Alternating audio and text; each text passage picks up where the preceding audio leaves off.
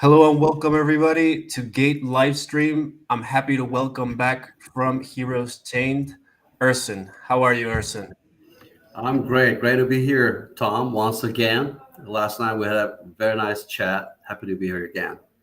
Yeah, likewise. I mean, I feel like a community got pretty involved last time we spoke, Mhm, and I'm sure they're looking forward to hearing the latest updates about the game. mhm. So, Ersin, just for those that weren't around last time, maybe could you introduce yourself and tell us about your role in the project? Okay, thank you. I'm Ersin Taskin. I have a BS degree in electrical and electronics engineering. I've been a software developer, entrepreneur, manager, you name it, in the IT and software industry, in the Web 2 part, as I said, for like 25 years or so. Um, and I'm the co-founder and CTO of one of the top 10 software companies of my country.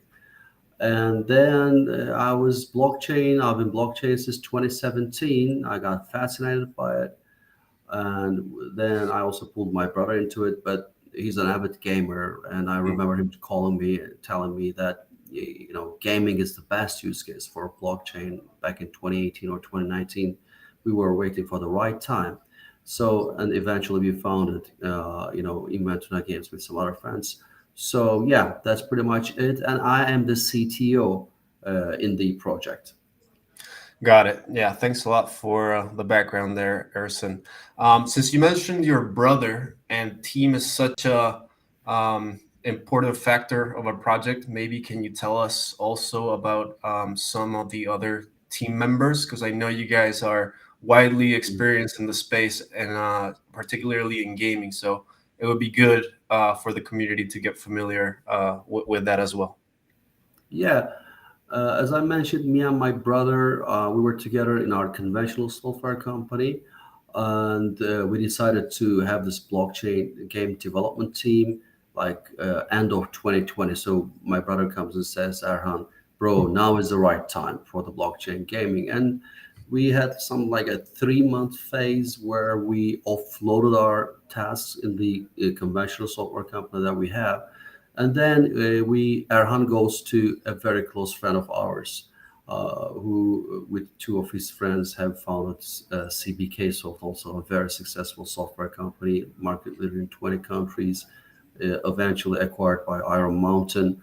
So we went to them. We believe in them. We're bullish in them, and so we convinced them as well. So they were kind of in the process of exiting and everything. Maybe they were looking for new, adventures. They're serial entrepreneurs like we are. So we convinced them on blockchain and gaming. And then we always had this game first idea. And so, we knew that great games are developed by great game developer teams. And we had that idea back in early 2021. And it turned out that we were correct. The last year, we saw that we really need real game studios to really make GameFi a big thing, a sustainable thing. So luckily, we were able to talk to Mev Dinc, the legendary British-Turkish game developer. He has developed globally award-winning games for Activision, Ubisoft, Super Nintendo, and everything.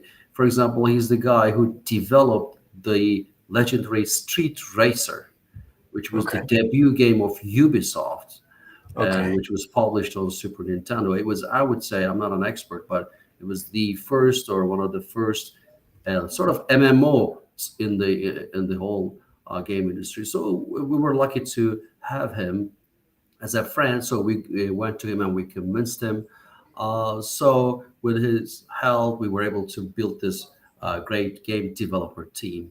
And also on the blockchain side, I was involved with blockchain technology since 2017. If you just Google super rational attack, for example, you're going to see some of my articles on the cryptographer mail list. And we were able to build a good blockchain team when we met through Salih, the Dapium team. The Dapium is a no-code app decentralizer. They were working on this tool platform to help game studios and app developers to tap into Web3. So, and together with their team, we won the first ever Avalanche hackathon. So Mm. we're very strong there too. So that's the story of establishing a great team to fulfill our vision. Got it. Just Ersin, just wanted to add some color on what you mentioned before regarding Ubisoft. So for our viewers, one of the flagship games of Ubisoft, so you have as reference, is Assassin's Creed. Street, yeah, oh, yeah, of course as well. Yeah, yeah, yeah. So And people, Ubisoft is a great company. We're so happy to have Ubisoft in the whole video games industry, and we must make use of their best practices. That's our strategy. And but the Ubisofts, as I know from the history of game development, Ubisoft's debut game was Street Racer, and you can also I've checked it in Wikipedia as well to make sure. And Street Racer was developed and produced by Mev Dinc, who is part of our team now as co-founder and executive producer. got it. And out of curiosity, Ersin, you mentioned you won the first Avalanche hackathon. Mhm. What made you be attracted to Avalanche in particular? Was it that you guys were participating in various hackathons and ended up winning Avalanche, or is there something particular about the Avalanche technology that you feel made you participate in that process? Okay, so we're very technical people on the blockchain side as well, and also gaming side as well. And so this is a very ambitious project. It's a very long-term, open-ended project. Finding the right mainnet was crucial, Hmm. especially Web3 is very difficult to implement on a big game. A big game is very transactional, and our genre is very rich. We have all sorts of game modes. But we were not able to study all mainnets. So Hmm. no offenses, please, but we focused on Avalanche and Solana for some reasons. We're bullish on Solana for its speed and transaction fee advantage. We're still bullish on Solana, by the way. It's also a very ambitious project. They're going to have some technical issues, but I hope they're going to get through. And also Avalanche. Avalanche is an amazing team, technical team, and their consensus algorithm is also very good. We're bullish on their subnet approach to horizontal scaling. So we studied both in detail. So Hmm. almost like a coin toss, as I said, we're bullish on both. We selected Avalanche. So yeah, and once you're studying Avalanche closely, you're also studying their hackathons closely. And we heard that their first hackathon was going to take place soon. So yeah, we went there. We're developers, Hmm. and so we participated and we won the hackathon, the big prize. All right, very good. Good story there. Ersin, just to let's talk about the game a little bit. Maybe tell us more about it. I know we spoke about it last time, but maybe tell us about some of the progress that's been made. And in Mhm. general, I'll leave the floor open to you to tell us about the game. We're all looking forward to hearing about that. Thank you. We had a roadmap announced in our website.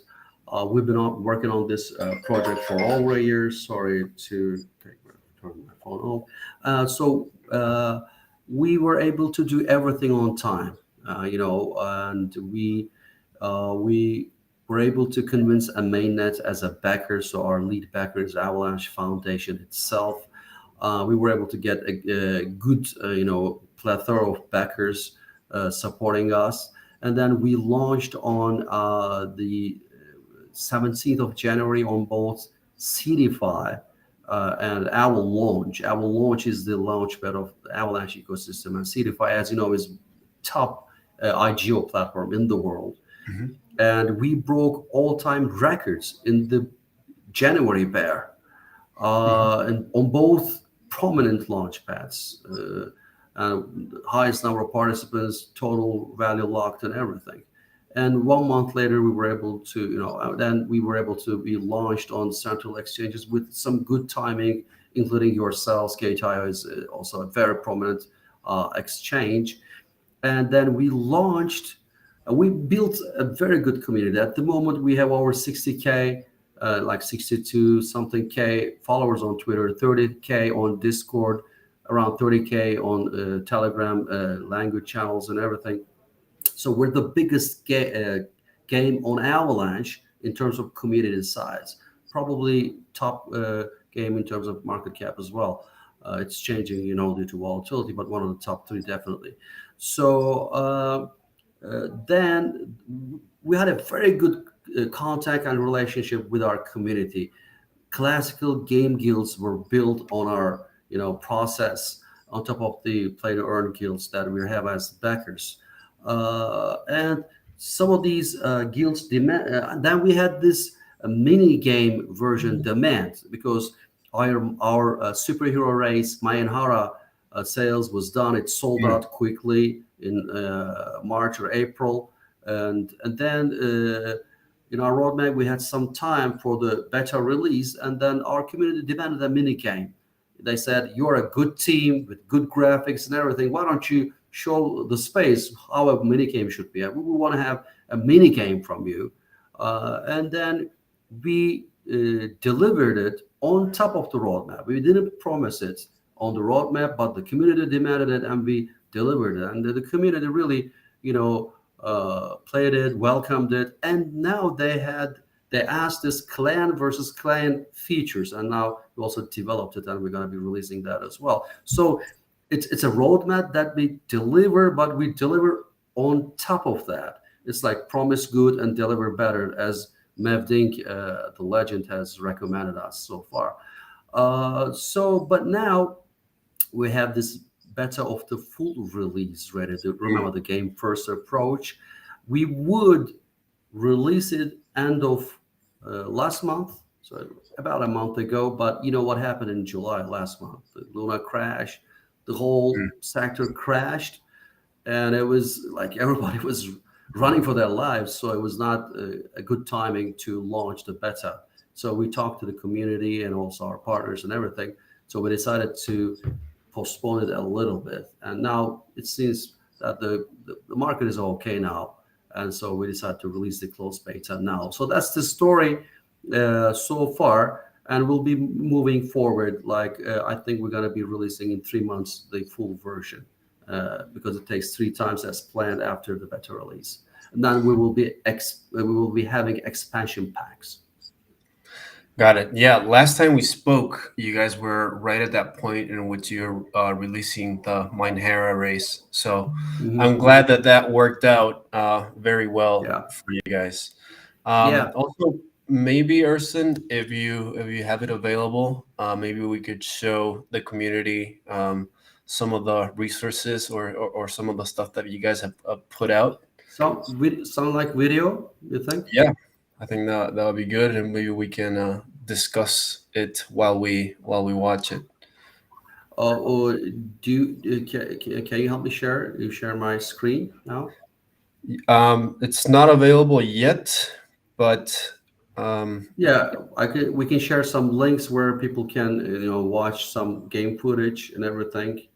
Or if you like, I can share my screen and show some video from game content, game footage. yeah, sure. If you have the game footage, I think that would be best. I understand that people can watch it on their own, but I think since the graphics are nice in this project in particular, I think it'll be good to show them. So can I share my Yeah. screen? Do you see at the bottom? There should be. Yeah, yeah. No, I'll share my screen. There we go. Okay, so you see the game screen? Yeah. Okay. Okay, let me go a little further. And so, okay. And it's on Avalanche, as you know. One thing I would like to talk on this video, first of all, you have different wavelength strategies. You can have a year or two long vision, a Hmm. big plan, a master plan. Then you can have monthly, strategies in compliance with the big plan. This is the caravan, very important part of our gameplay. And then, for example, you would In the master plan, you can gather like 45 heroes, 50 heroes from different classes and races with a vision of 2 3 years time. And then you have a monthly midterm strategy where you follow a cast line. You would select up to, you can only select up to 15 of those heroes and put them in the Hmm. caravan and go outside the city, explore and gather resources, do dungeons, fight, battle. And in a battle, in a dungeon, you would be, able to take up to 5 of those heroes for any Hmm. battle. So, like 50 heroes, 15 heroes, 5 heroes. So we have all these game loops of different wavelengths. So we have this battle aspect, we have this strategy aspect and everything in this game. And but the world is realistic and fantastic, so the graphics give you both feelings. I'm very thankful to our great arts team. We have a very good 3D arts team here. So you see the goblins have taken over a great part of the world of Ventuna. The goblins and orcs and all these beasts and minions of Dark Lord Oblivion has taken the world over. Those who survived are gathered together in this city of Last Hope behind the magic domes. They're safe in the city. So in the city, it's a different mode. So you go outside the city. You do dungeons. This is a goblin dungeon, for example. As you can see, it's very unique, high quality arts. So it's like labyrinth, like puzzles. You have to puzzle like a dungeon. You have to move in the dungeon. You have to do the battles and everything. So you have different classes like tank, archer, and everything. And also here we have the very popular auto battler genre, like Illivium is doing it very well. I haven't seen any other example. But on top of that, we also have card play. So we designed this project as a very long project, open-ended kind of, with the momentum of the community. We're going to be building and everything, the gameplay experience and everything. So we have the auto battler, which is very also good for both PC and especially for mobile. But with the cards you're gonna collect in your spell cards, ultis of your heroes, and skills of your heroes as cards, with real time watching the mana, you can manage and control the fight, command the fight, so you can interfere with the fight uh, as much as you want.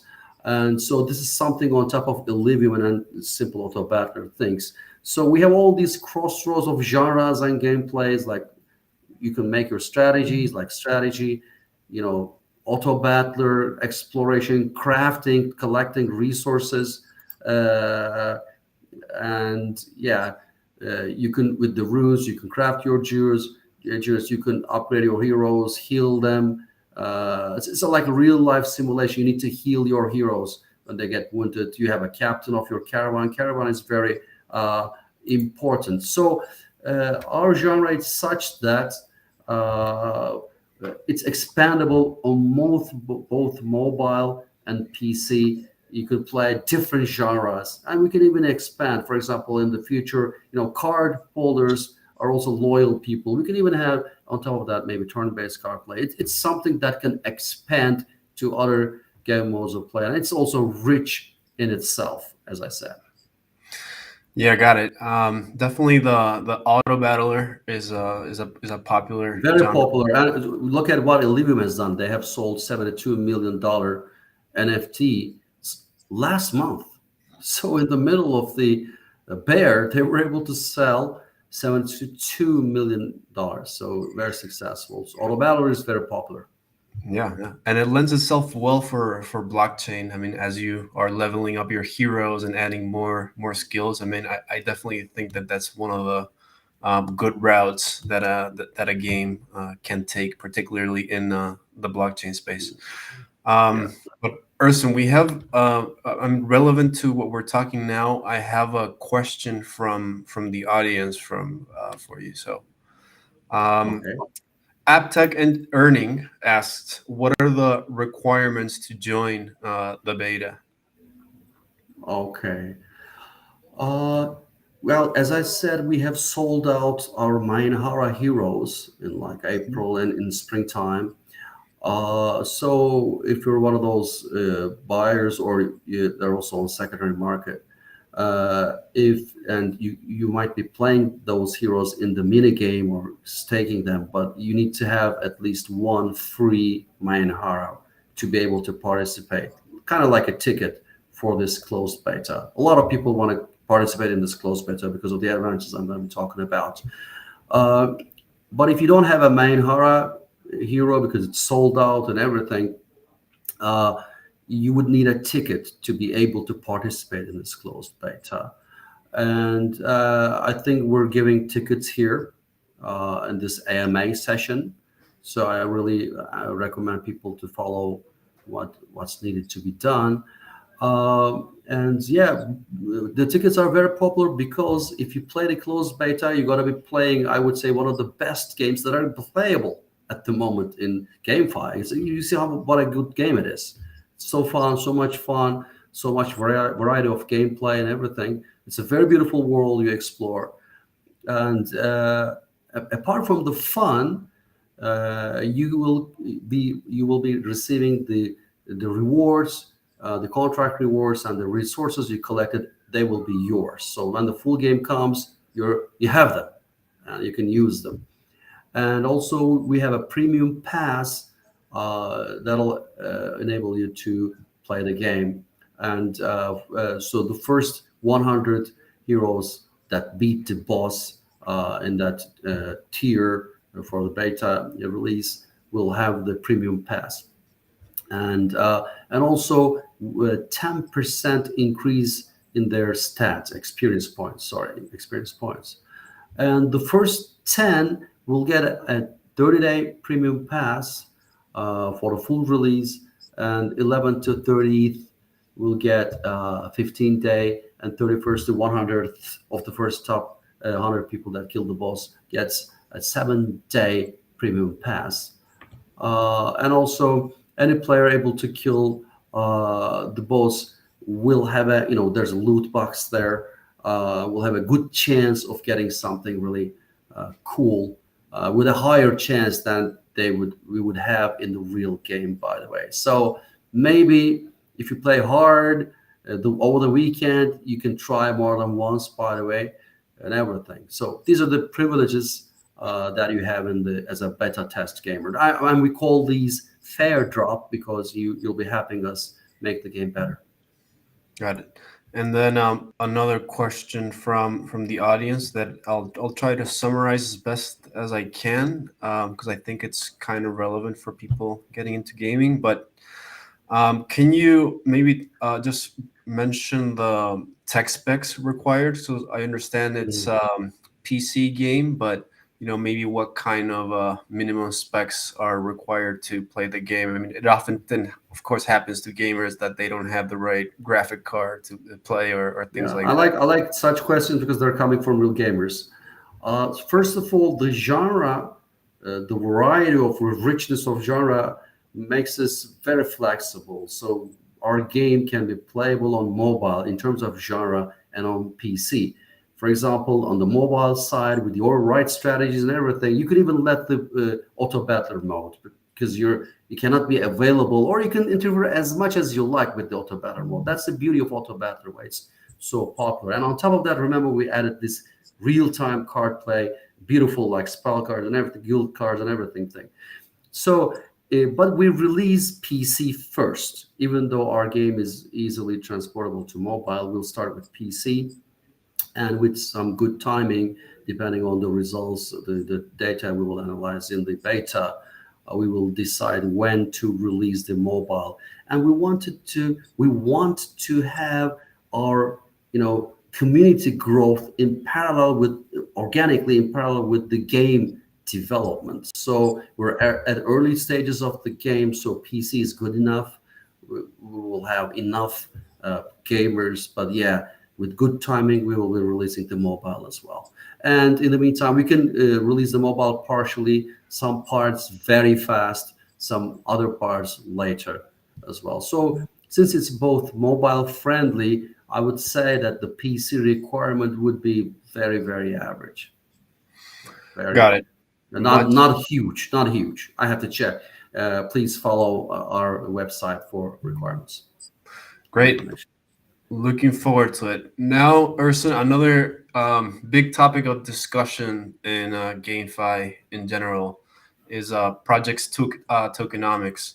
So maybe you Mhm. can, tell us a little bit about, how you've thought about that tokenomics model, and then Mhm. maybe why you guys feel like, your model may be more sustainable than a lot of projects that we've seen so far. Kind of really having their token crashed by a lot, or really having models that are most likely not going to be able to be sustained over time. Okay. So yeah, remember when I said we did so much effort on building the team, both on the game development side and also on the token side as well, cryptography side and blockchain side as well. Because Web3 gaming is very difficult, Tom. It's very, very difficult, as we have seen so far.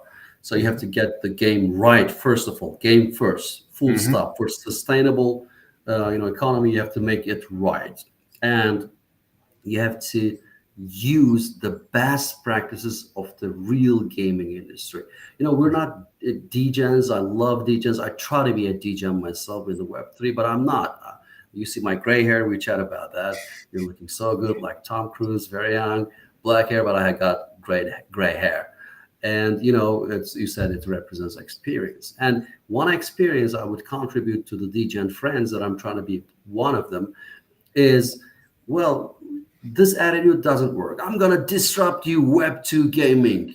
I'll do it my own way with a creative new thing, my degen style. It doesn't work. If something is worth disrupting, it means it's big, it's successful, and has been successful for a long time. It has sustained its success. Gaming is the biggest entertainment industry, bigger than movies, Hmm. films, and music combined. So it's Hmm. successful. So we need to respect and try to take the best practices uh, from that. And luckily, we have Web2 game developers anyway. We have guys in the team that have developed for Activision, for Ubisoft, for globally award-winning games. So we can tap into that knowledge not only through internet and through experience as well. So one of the things we also utilized is how these game studios, both mobile and PC, manage this cryptocurrency issue think Hmm. economy with their in-game gold or gems or diamonds and everything, how they are able to kept the prices in the resources, NFTs and everything in their Web2 games. I'm saying NFT, but I'm talking about assets and resources, and you use gold as a currency there and everything, how they manage to do that. And we use those best practices. One Hmm. best practice is simplicity. The user should be able to understand the economy, the value of the gold, or the price, appreciate the price easily, should be able to understand what's going on there. All these double currencies, minting, blah, blah, blah, Mm. these equations, they're so sophisticated. And sophistication, makes it, too speculative. And when there's hype, it goes 100x. And when it goes down, the acceleration is so high that you can't control it. Even big projects like Luna crash, and Hmm. not to mention all these play to earn games crashing like, I don't know, 100x downwards. Mm. So we wanted to have a very simple, easy to understand token models where we have only one token, Hmm. which is fixed cap, whose value is directly organically correlated to the total value of the game economy. But on the Hmm. other hand, for the price tags, we have our classical gold thing that the normal game studios have, and we realize that the amount of spendable daily money is so little. So if you want to have your wealth, you can have it self custody in terms of hack token, okay? But then hack token is the only way to buy those golds in the game, okay, which is like classical gold. Hmm. So uh, so a little amount of money gold you can have in our system, and you can cash out, you can claim back to your hatch world, or if you are you're like you can have this wealth management on hatch talk whose value is increasing as the game is growing, then you can cash it out to gold and to purchase stuff. So Mhm. we have this very simple model which works very fine. So we don't need this double currency smart contracts. Double currency smart contracts is not just about two smart contracts. It's like the relationship of those two contracts makes it more complicated and everything. So we have this simple tokenomics model, which is based on also best practices of real game studios and the best practices of successful projects that I would like to name Sandbox, for example. Sandbox is this very simple model, very easy to understand. It Mhm. didn't crash. So we're going that way. Got it. Simplicity is the ultimate sophistication, is what Gamers want you simplicity, know. Tom. This is a game project after all. Of Yeah. course, we're sharing the lion's share of middlemen to gamers. We're also having incomes that we're trying to have sustainable income to give the gamers and everything. But at the end of the day, it's a game. It's a game economy. Mhm. Gotta be fun. Yeah. I'm definitely way fond of that approach. I mean, a game needs to be fun and engaging first, right? If it's Yeah. attracting users primarily by, token appreciation, I mean, who knows if that Mhm. model is even sustainable? We're gonna be finding out in the next, in the next year or two, which games are the fun ones and Yeah. playable, and who's Mhm. swimming in the ocean naked. So Yeah. looking Yeah. forward to that. Yeah. So Ersin, we have some questions submitted on Twitter that seem pretty Mhm. fun over here. So first Mhm. up, we have Jonathan Kwan. He asked, Mhm. if you were to summarize your project in one word, what would it be and why? I like such questions. So, yeah, as I said, actually, the word is ambitious. This is a very ambitious project. We're not just copycatting another game. This is not another World of Warcraft, or this is not another, I don't know, Hearthstone. If you take a look at our game, the genre itself, the world, it's pretty unique. So that's a very ambitious project with a mixture of genres. We have, like three-dimensional world you explore. We have crafting, where Minecraft is very successful. People like to gather resources, spend some time, and craft stuff and trade it and use it. We have, I don't know, battling dungeons, but also auto battler, the beauty of the flexibility of the auto battler that fits to your strategy part of the game. We have strategy part and all these things. And on top of auto battler and everything, we have this card play where you collect your card decks on like spell card or an altis of your heroes and skills and everything. So, but it's not easy. Saying that or planning that, aiming that is good. It's beautiful. It's a very strong project, on paper, but implementing is not good. And creating something, designing something from scratch is not easy. So it's a very ambitious project, and also on the token blockchain side as well. Yeah, but uh, we our strategy was to make the big team. Got it. Great. Next question. It is a little bit summarized on screen, but I'll get to the point of it. How does your team persuade investors to participate and invest in your game? This is from the angle, because you can't see it on screen right now, but this is from the angle that there's a lot of games competing for it. So, this Hmm. person wanted to know, how you're competing and how you're persuading people to participate. People to participate. So, as I said, we are game first, and we're the team that wrote play and earn concepts, that introduced the play and earn concept as opposed to play to earn. When the play to earn hype was just rising, everything was bright, shiny, and everything sunny. It was last year. So, but we also say team first. That's what I would recommend the people when we evaluate a project. You can go to technical analysis. I don't know, fundamental analysis has a lot of criteria. Fundamental analysis is very important, but it has a lot of criteria. If you ask me, Ersin, I can't study all of this thing. Give me one criteria that I can really use to assess the project. It's team. So Hmm. team first. Game first becomes team first. So one of the things that we would use one argument to persuade investors would be, please go to our website and check our team. And we have a huge team that maybe we should put to AMAs and everything. So many great guys and artists, 3D arts and development, that we should also, maybe give them a microphone as well. A great team.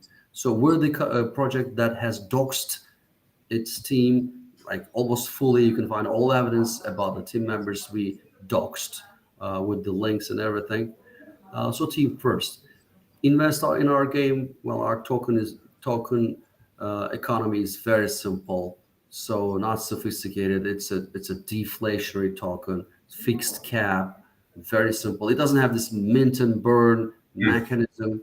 It's very simple. 100 million hard cap. If you think, what do you think the game economy will be? If you think that the game economy will be double the size, normally the token should be double in the size. That's organic part. But of course, you always have this investment part. People trade in bull markets and bear markets differently. Got it. Much appreciated. Next question from Twitter. This one wants to hear about marketing in particular. Tell us about your marketing plan and what kind of partners and collaborators are you looking for? I'm so excited, but I have to hold my mouth. We are about, and we signed an NDA. I can't announce, but we've been like, we had like 7, 8 meetings so far. Maybe the people are watching from the other vendor. We're moving on, but we haven't signed the contract yet, the final contract yet. But yeah, we're about to collaborate on something big, something first in the whole space. It is, I think I can say that it's about combining the digital world with the real world, but in some scale and some utility, with a company that is really groundbreaking. So we plan such collaborations, like real, not marketing collaborations. Two vendors very strong in their own sectors, and the sectors fit each other very well. And I'm talking about real interoperability between the real world and our game, and which is a world as well. So we're going with such collaborations. You're going to be hearing more and more about that. But on the other hand, we also have marketing collaborations. And I think we're going to have now, we waited so far because we were busy developing the framework and the game. And with the beta launch of the full release, I think we will need to collaborate more with the Avalanche team, Avalanche team, technically, during this beta phase, the 3 months phase, and also marketing wise. And also, we're still partnering with CDFI and its KOLs and everything that have really helped us Avalanche launch the game very successfully. And we're now partnering with you guys, our exchange partners. We have this is an ecosystem. Every player has its own part, and you're helping us provide information about our project. And I really appreciate that. So stay tuned. We're coming from Web 2. We're very conservative and conventional guys. We try to stick to contracts and everything, but stay tuned. We'll be announcing some great collaborations, I would say. Great. Looking Guilds, forward. classical guilds, and game companies from very famous from maybe the Web 2 world as well, but I can't say now. Got Can't it. Yeah. We understand the issues of confidentiality there, but we're looking forward to hearing about that for sure. Stay tuned. Q4 is going to be very busy. Got it. Next question. I know you've addressed this a little bit, but maybe put a little bit more emphasis because a lot of people are worried. But this is an extract of a longer question that was sent on Twitter. But essentially, how do you? A lot of games are having a barrier regarding the usability of the blockchains that they're built particularly users think of transaction costs as a barrier there. How are you guys addressing that in particular? Yeah, transaction costs was asked me the other day as well. People are right, and first we have the ability to work with the main nets directly, and also technically and everything. Remember, our Avalanche Foundation is our backer, and Hmm. Avalanche is first blazingly fast. It's very fast. I think they fit the GameFi use case very well. And I think in Q4 we'll be working closely with the technical team with the beta test data we have. Now we will have the data. We have installed subnet ourselves. We have experimented with that. We had our mini game on C chain, so we have some data and experience there. Uh, so being on Avalanche gives us a great deal of flexibility, but also when it comes to speed and transaction fees. But we'll see what happens with the beta throughout what's going to happen in the beta analysis. Got it. Much appreciated. All right, Ersin, we're getting close to the end of our AMA here. It's been a pleasure having you. Just wanted to ask you, maybe do you have any potential final words for our community? Oh, as I said, we're a very ambitious project, Hmm. and such ambitious projects doesn't only take a good team, also the momentum coming from the community as well. Gaming and blockchain both are built on communities, both are Hmm. community driven sectors. So far our community has helped us so much. They have been patient because being ambitious means you have to do more developing than talking. There has been times when the technical part, especially I, have been silent, but they knew that we were keeping developing. And when we released some game footage and everything, they were very happy. And we have guilds, real guilds, right? The classical game guild is also very successful. Play to earn guilds like Good Games Guild, Avocado Guild, YGGC. There's our backers. We talk to them. But also we have guilds where each gamer is a gamer itself. Each member of the guild buys his own NFT, plays on the side. So these classical guilds are also in contact with us very closely. They come and visit our offices and see the game being developed and communicating what they have seen to their people and to the community themselves. So it's a community coming to the office in real life and checking out the kitchen, what's going on there, what we have that we can't, uh, you know, show on videos and everything in terms of software development or world or other tool development and everything. So I would say the community is very important for us. So far, we have achieved to be the biggest community on Avalanche, the Avalanche native game. But I hope during this beta phase and the Q4, we'll grow this community to be one of the top communities in the whole GameFi space. Got it. Best of Yeah, luck. I've been hearing a lot about guilds and their potential impact on gaming in general. So looking forward to seeing how you guys cooperate there.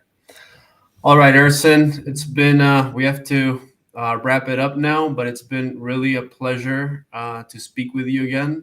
I hope that we'll have you again another time soon. Thank you. Thank you, Tom. Nice to see you. All right, goodbye, everybody. Thank you, Ersin.